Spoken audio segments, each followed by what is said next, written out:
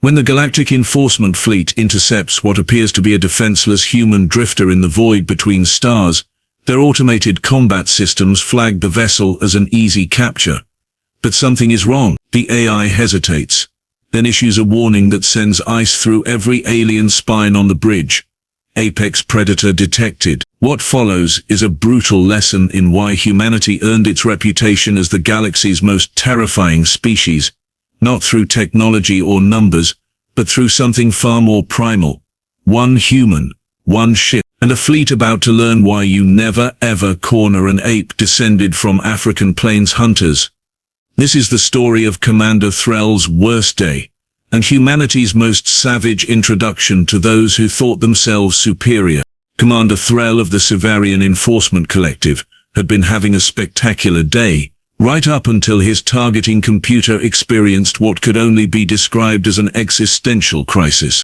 "Status," he barked, his three-fingered hand drumming against the command console. The bridge hummed with the usual efficiency, 14 crew members working in synchronized precision, monitoring the 6 patrol cruisers that formed his intercept formation. "Single vessel detected, sir," replied Officer Kane, her voice carrying that bored tone unique to patrol duty in empty space. "Designation unknown. No defensive shields, no weapon signatures. Drift pattern suggests engine failure." She paused, mandibles clicking with amusement. "Looks like someone's having a worse day than us." Threll's mood improved considerably. Salvage rights alone would cover his pension. "Hail them," standard enforcement protocol. The view screen flickered to life, and Threll found himself looking at something that made his dorsal plates twitch involuntarily. A human. Of course it was a human. The universe had a sense of humor like a malfunctioning waste disposal unit. The creature was tall by Sivarian standards, wearing what appeared to be a patched environment suit that had seen better decades. Dark hair, darker eyes, and that peculiar facial configuration that made all humans look vaguely like they were planning something violent. A female, if Threll's limited xenobiology served him correctly. "This is Commander Threll of the Sivarian Enforcement Collective. Your vessel has been flagged for inspection. Power down your systems and prepare to be boarded." The human smiled. Threll's dorsal plates twitched harder. He'd read the briefings. Human smiles were complicated. This particular smile looked like it had teeth behind it. Metaphorically speaking, well, literally too, now that he thought about it. "Commander," the human said, her voice carrying an accent Threll couldn't place. "I'm Vesper Kane, independent trader. And here's the thing." She leaned forward, and something about her posture made Threll's combat instincts scream. "My systems are already powered down. Engine failure, like your very observant officer noted. So boarding me?" "Sure. Absolutely. Come right ahead." Cumes snorted. "Confident for someone dead in the water." "Cocky prey is still prey," added Tactical Officer Rim, his scales rippling with anticipation. "Probably carrying contraband. Humans always are." Threll nodded. "Boarding Team Alpha, you're authorized. Bring her in. Try not to damage the cargo this time, Rim." "Sir, I have to tell you," Rim said, his voice carrying that careful tone subordinates used when they thought their commander was being an idiot, but couldn't quite say it. "The targeting computer is acting strange." Define strange. Rim's claws danced across his console. It classified her vessel as unarmed and unshielded, standard capture scenario. But then it started running threat assessments, multiple threat assessments. Currently it's on its 14th analysis cycle. For a dead ship. "That's what I said, sir. But look at this." Rim transferred the data to Threll's screen. The commander's eyes widened as he read the combat AI's conclusions. Threat level, minimal. Then, reassessing. Then, threat level, moderate. Reassessing. Threat level, severe. Reassessing. The cycle repeated, each assessment climbing higher, as if the computer couldn't quite believe its own calculations. That's a software glitch," Threll said, but his voice lacked conviction. "Has to be." "Sir," Ken interrupted. "The human is still on the channel. She's laughing." Indeed she was. Vesper Kane's head was tilted back, and she was producing that uniquely human sound. something between a bark and a wheeze. It sounded deranged. "Oh, this is perfect," she gasped between laughs. "Your computer figured it out before you did. That's absolutely delicious." "Figured what out?" Threll demanded. Vesper's laughter cut off like a severed cable. Her eyes locked onto Threll's, and suddenly the commander understood why humanity's homeworld had been classified as a death world with a severity rating of 9.6. Those weren't the eyes of prey. Those were the eyes of something that had climbed to the top of a food chain and stayed there. "Commander," she said softly, "let me tell you a story. Back on Earth we had these animals called persistence hunters, wolves, hyenas, humans. We weren't the fastest, we weren't the strongest, but we had this neat trick. We just kept coming. We'd chase prey for hours, days sometimes, until they collapsed from exhaustion, until their hearts gave out, until they understood that stopping meant dying, but running also meant dying just slower." "This is irrelevant," Threll snapped, but his hand was already moving toward the retreat authorization codes. Unconsciously, instinctively. "Oh, it's very relevant," Vesper continued, her smile returning, sharper now. "See, my ship's not broken. Well, parts of it are, but the parts that matter, those work just fine." Tactical alarms shrieked across the bridge. Rim's voice cracked into a higher register. "Sir, her power signature just spiked. Weapons online, multiple weapons." "How did we miss this? How did sensors miss this?" "Because you weren't looking for weapons," Vesper said calmly. "You were looking for human weapons. Missiles, lasers, railguns, boring stuff." She tapped something off-screen. "But I prefer the classics." Threll's main view screen split into 6 feeds, one for each of his cruisers, and from Vesper's supposedly crippled vessel, something launched. Not missiles, not torpedoes, something that moved wrong, that twisted through space like it was swimming rather than flying. "Evasive maneuvers," Threll roared. Too late. The things, whatever they were, moved with impossible precision. They didn't chase his ships. They anticipated them, predicted them, and when they made contact, Threll's cruisers didn't explode in the dramatic fashion of military engagements. They just stopped. Systems dying, lights going dark. "Nanite swarms," Kin whispered, her voice thick with horror. "She launched nanite swarms. Those are illegal. Those are war crimes." "War crimes require a war," Vesper said pleasantly. This is just pest control." Threll's flagship shuddered as the swarms made contact.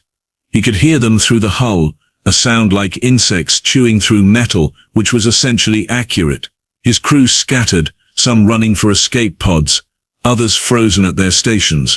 "Your computer tried to warn you," Vesper continued, her face still centered on the view screen, calm as a monk in meditation. "It saw me, really saw me, and it understood something your organic brain refused to process. That humans aren't prey. We've never been prey. We're the things that turned predators into prey. We're the species that looked at nature and said, no thanks, we'll rearrange this." "This is murder," Threll gasped, watching his crew collapse around him as life support began to fail. Vesper shrugged. "This is survival. You pointed guns at me first. I'm just better at it than you. Your combat AI knew. It classified me as unarmed, and then it paused, reassessed, because somewhere in its programming it recognized an apex predator wearing the skin of prey." The lights on Threll's bridge flickered once, twice, and died completely. Emergency backups didn't engage. The nanites had already consumed them. In the darkness, lit only by the glow of her transmission, Vesper Kane's smile widened. "Sweet dreams, Commander. And next time your computer says Apex detected?" She leaned forward, eyes gleaming. "Maybe listen to it." The transmission cut. And in the silence that followed, Threll heard only the sound of nanites chewing through everything he'd built his career on, eating it piece by piece, while somewhere in the black a human drifted past and whistled a cheerful tune. Commander Threll came to consciousness with the taste of recycled air and humiliation coating his mouth like battery acid. The emergency lights flickered weakly, casting shadows that danced like mocking specters across what remained of his bridge. Half his console had been reduced to slag, the other half displaying error messages in 14 different languages, most of which translated roughly to "You're screwed." "Status report," he croaked, then realized nobody was answering because most of his crew was either unconscious or had already abandoned ship. The few who remained looked at him with the hollow eyes of soldiers who'd just discovered their enemy wasn't playing the same game they were. Officer Kane stirred from her station, mandibles clicking erratically. Life support at 18%. Weapons offline. Engines offline.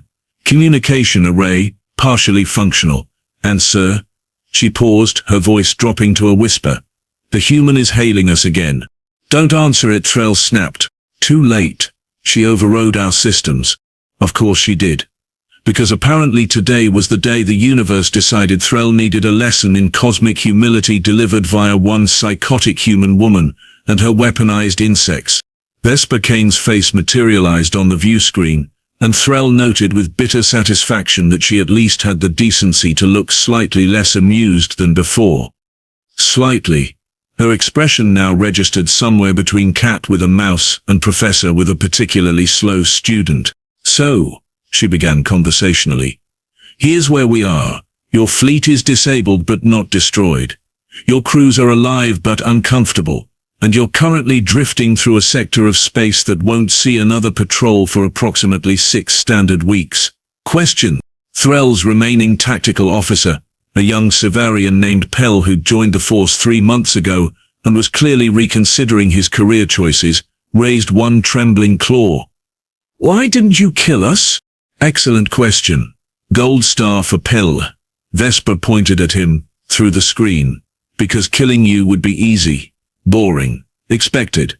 But letting you live, letting you go back to your command and explain how one human with a broken ship dismantled an entire enforcement fleet, that's entertainment." "You're insane," Threll muttered. "I'm practical," Vesper corrected. "There's a difference. See, Commander, you made a mistake today. A big one. You assumed that because my ship looked vulnerable, I was vulnerable. You confused the container for the contents. It's a common error. Adorable, really." Rim, who'd somehow maintained consciousness despite the Nanite assault, managed to speak through gritted teeth. "The collective will hunt you. They'll authorize lethal force. You just assaulted 6 enforcement vessels. I defended myself against 6 enforcement vessels who threatened an unarmed trader." Vesper shot back. "Big difference in the paperwork. Also, about that lethal force." She smiled again, and Threll felt his dorsal plates attempt to flee his body entirely. "Please do send more ships. I get lonely out here, and target practice keeps my skills sharp." Kewen made a sound somewhere between a hiss and a whimper. "What do you want?" "Now that's the right question. What I want is simple. I want you to understand something fundamental about humans, something your species clearly missed in the briefings. We're not like other species. We didn't evolve in nice, comfortable environments with abundant resources and cooperative ecosystems. Earth tried to kill us, daily, hourly, with weather, predators, diseases and each other. And we didn't just survive it, we thrived in it. We turned survival into an art form, and then we turned that art into a weapon." She stood up, and Threll could see now that her environment suit wasn't just patched, it was armored, not with obvious plating, but with something woven into the fabric itself, something that shifted and moved like living tissue. "Your combat AI figured it out," Vesper continued, pacing now, her movements predatory. "It classified me as unarmed, and then it stopped, paused, ran those assessments, because somewhere in its programming, it recognized something its creators didn't teach it, that apex predators don't need obvious weapons. We are the weapon. Every human you meet has descended from millions of years of creative violence. We invented agriculture, so we could stay in one place and invent better ways to kill things. We domesticated wolves into dogs by befriending the most dangerous land predators and making them love us. We looked at flying and said sure, why not, and built machines to do it. We saw space and decided it was ours too." Threll found his voice, though it came out weaker than he'd hoped. "This speech is supposed to terrify us." "No," Vesper said simply. "This speech is supposed to educate you. Because here's the thing, Commander. I'm not special, I'm not military, I'm not some elite operative or enhanced soldier. I'm a trader. A middling one, honestly. Failed out of the Merchant Academy twice. Can't do math past basic calculus. But I'm human, and that means I'm dangerous by default. It's baked into my DNA, written in my bones. Every human you'll ever meet carries that same legacy. We're all apex predators wearing polite faces and following rules, because we choose to, not because we have to. She leaned closer to her camera, eyes intense. Your empire spans 40 systems. You've got fleets, armies, enforcement protocols. Very impressive. Humanity has 3 colonies, and maybe 200 ships total. We're babies on the galactic stage. And you're already afraid of us. Your combat AI is already warning against us. Because it's smarter than you. It can do the math. It can see the trajectory. Right now we're few, but we're expanding, learning, adapting. And in 100 years, 200, we'll be everywhere. And species like yours will have a choice. You can be our friends, our partners, our trading allies. Or you can be cautionary tales we tell our children about what happens when you underestimate human creativity applied to violence. The bridge was silent except for the sound of failing systems and Threll's own breathing, which had become embarrassingly rapid. Vesper's expression softened slightly. I'm not a monster, Commander. I don't want to kill you. I don't want humanity to become the galaxy's nightmare. But I need you to understand that we can be, easily, without trying particularly hard. Your fleet attacked me, because you thought you could, because I looked weak. That's predator thinking, but you're not predators anymore. You've been civilized too long. You've forgotten what teeth feel like. She tapped something on her console. I'm releasing your ships now. The nanites will deactivate and return to my vessel. Your systems will restart. In about 3 hours you'll have full functionality, and then you're going to limp back to your command and file a report. You're going to tell them exactly what happened here. Don't embellish, don't minimize. Just the truth. 1 human, 1 ship, 6 cruisers disabled. They'll never believe it, Gwen whispered. They'll believe it because they're already afraid it's true, Vesper countered. Every species that's met humanity has the same reaction. First curiosity, then friendship, then terror, when they realize what we actually are. Your leaders know. They've been watching us, studying us, hoping we stay small and manageable, but we won't. We never do. Threll forced himself to straighten in his command chair, trying to salvage some dignity from the wreckage of his career. If you're trying to start a war, this is an excellent beginning. I'm trying to prevent one, Vesper said quietly. Wars happen when people don't respect each other, when they miscalculate, when they think victory is certain. I'm giving you information, Commander. Free of charge. Now you know. Humans are dangerous. Treat us accordingly. Not as prey, not as targets. As equals who happen to be very, very good at survival. The view screen flickered as systems began returning online. True to her word, the nanites were withdrawing, leaving damaged but functional equipment in their wake. One last thing, Vesper said, as her image began to fade. Your tactical officer asked why I didn't kill you. The real answer. Because you're more useful alive. You're going to go back and tell everyone about this. About me. About what happened. And slowly, carefully, the galaxy is going to learn to leave humans alone unless they want to be friends. We're not conquerors. We don't want to rule you. But we absolutely will defend ourselves. Remember that. Remember me. And the next time your combat AI says Apex detected, she grinned one final time. Run. The transmission ended. The bridge lights came fully online, and in the distance Threll could see Vesper Kane's ship, that supposedly broken vessel, firing up engines that clearly worked perfectly fine and accelerating away into the black with casual ease. Pill broke the silence. Sir, what do we tell command? Threll stared at the empty space where the human had been, his mind replaying every moment of the encounter, the smile, the confidence, the casual dismantling of everything he'd thought he knew about power dynamics in the galaxy. We tell them the truth, he said finally. We tell them we found an apex predator, and we tell them that if humanity is sending traders like that into the void, We really don't want to meet their soldiers. Kiernan shuddered.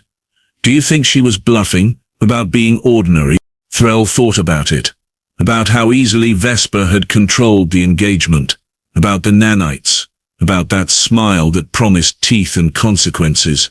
About a combat AI smart enough to recognize danger before its operators did. No, he said quietly. I don't think she was bluffing at all. And that, Officer Kane, is the most terrifying part. In the distance, Vesper Kane's ship vanished into faster-than-light travel, leaving behind 6 disabled cruisers, 1 humiliated commander, and a lesson the Sivarian Enforcement Collective would not soon forget. The system had said, unarmed target. Then it had paused, corrected itself. Apex detected. It had been right all along,